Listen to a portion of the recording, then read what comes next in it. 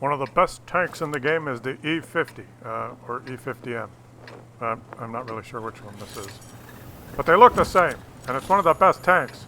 And no shenanigans. I'm here to do the introduction. Like, that's my job. That's my only job. And I'm going to let Klaus Kellerman do the commentary. Go ahead. Concise and to the point. I commend your introduction. Thank you. Thank you very much. Let's do it. Go ahead. Michael loves RNG. And I will not interrupt from now on. That's his name. And he loves RNG. Can he do it? Can he get more kills than his whole team combined and win the game? There he goes.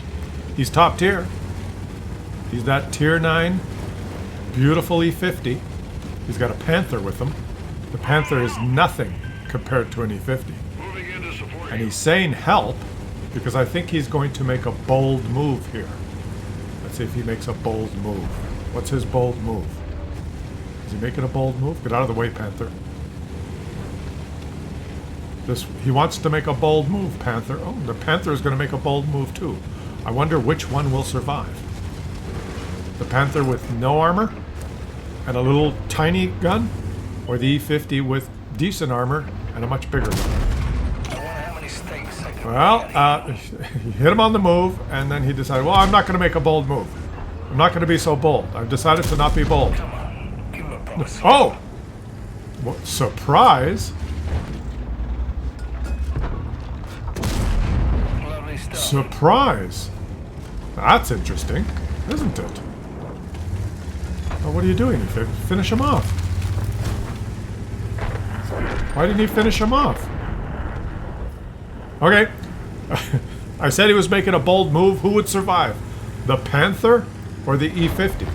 And now we know the answer to that question. Why didn't he take another shot on that guy in the water?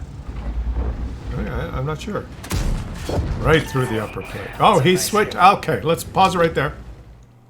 He was having a little bit of problems there, but now his E50 is now an E50M. He's progressed to tier 10 just by doing this. He pressed number 2 because if you look here, the premium ammo has 270 pen now, which is equivalent to the tier 10. When you press 2 in the E50 and you load premium ammo, you are now a tier 10. So he's a tier 10 tank fighting tier 8. So let's see how it goes. He no longer has to aim carefully now.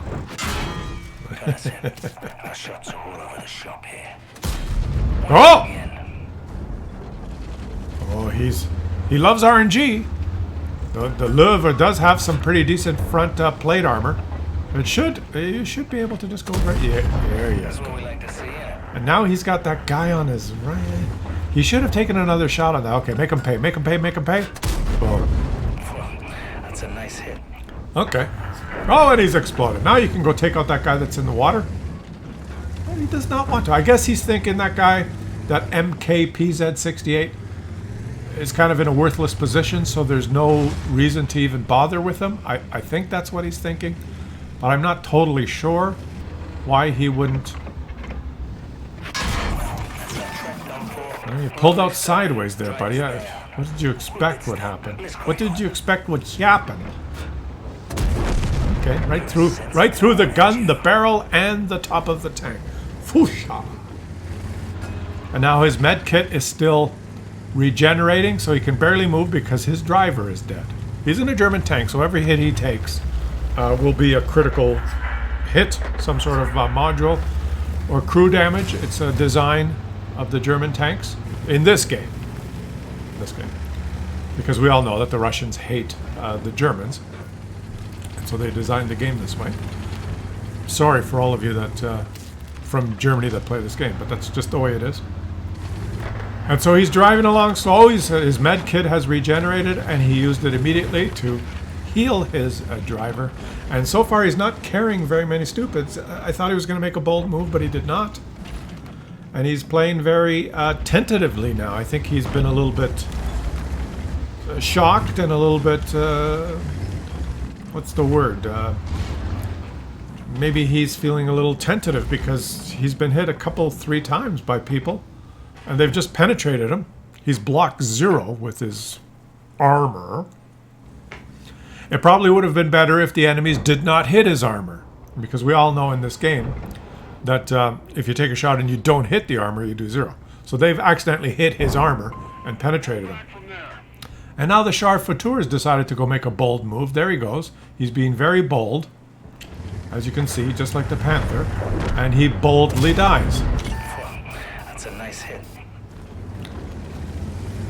And that is the strategy implemented by... well, why did you switch? That's what we like to see, innit? Okay. That is the strategy that a lot of World of Tanks players like to implement. When they see one of their players move into a position and die, about 30 or 40 seconds later, they decide, well, maybe I'll try that. I know that my teammate went up there and there was 3 or 4 enemies and they destroyed him. But 30 seconds has gone by. Now I think I'll go up there and see if those 3 enemies are still there and whether they'll destroy me too. And I'll do it in a tank that has no armor, that has a 50-second reload. That sounds like a really good plan. That's a typical strategy implemented by a lot of World of Tanks players that typically have about a 48% win rate. And one day they will be on your team. Okay, so here he goes. He takes the defensive position now because his bold move did not pay off. First of all, it wasn't so bold. And it did not pay off. A bit of both, right? Now don't pull out sideways. Why do you pull out sideways? Angle your armor. You've got a really powerful upper plate. If you just angle it properly. That's what we like to see, innit? Yeah. Learn a little bit about pulling out with the E. You don't pull out sideways. You're a big rectangular shoebox, right? But if you... But if you can get your... Oh, there you go. He fired, but he's got an auto-loader. He pulls back. He's playing cat and mouse here. Cat and mouse.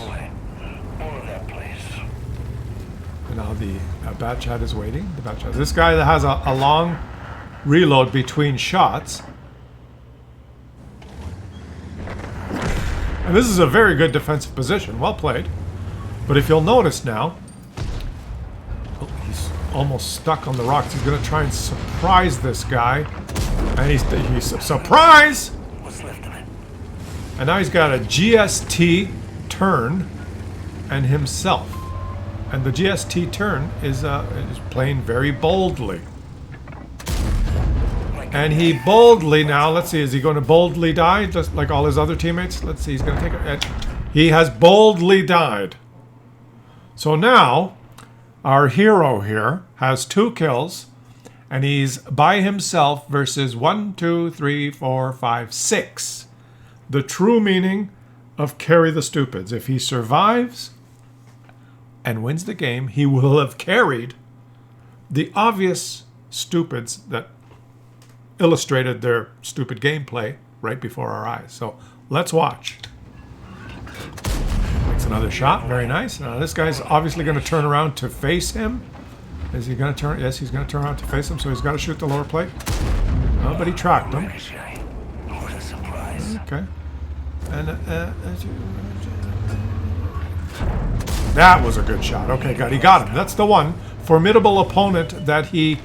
Oh, look, the enemy team has a T-95. Oof.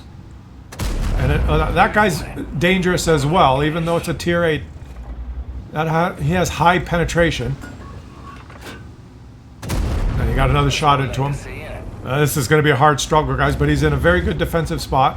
Hopefully the enemies come one at a time with about 17 seconds in between their advance. That's usually the strategy that... Oh, and see, this guy has high pen. He can just shoot him. And he has an auto, but he bounced his second shot. And now here comes the Mudved, or whatever it's called, the Medved. One is in the cap, one is attacking, one is in the cap, one is dying. And now he's by himself versus 3, and 2 of them are in the cap, so he doesn't have a lot of time. And he... Oh, there's a gun barrel in the way. And there's topography in the way. Can he shoot the cupola? And he just bounces. Just 30 seconds. 29. Less than 29 seconds. He's got to try and make his shot count now. What does he do? Shoot an HE shell at him? This guy's trying to protect his cupola. He's got 20 seconds. He bounced it. Very nice. Oh, it was a critical hit. Wargaming said that one counts to reset.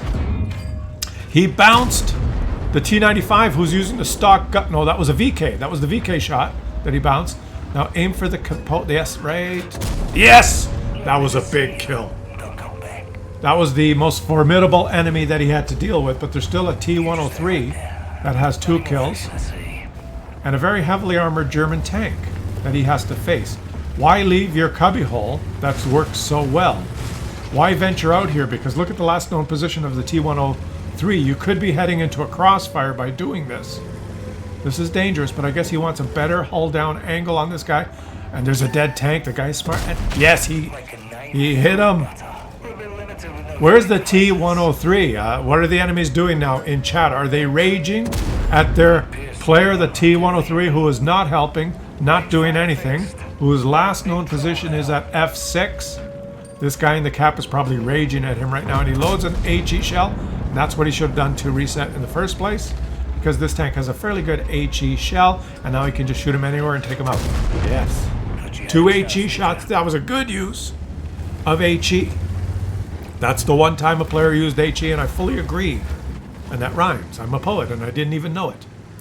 You see, that's when you use HE, when you have to do some damage.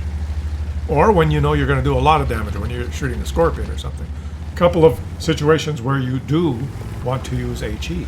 Because he could have bounced 3, 4, 5 in a row on that guy. It's a very powerful tank. Even the cupola is rounded, and there could be a lot of ricocheting going on.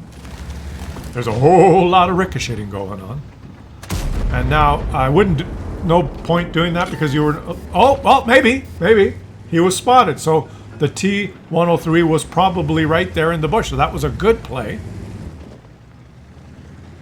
He took the shot and then became detected. So he knows that the T-103 was probably in that bush. So what is going to be his strategy now? Go back to the cubbyhole. Back to the cubbyhole from whence you came. Oh, he's flipped himself on his side.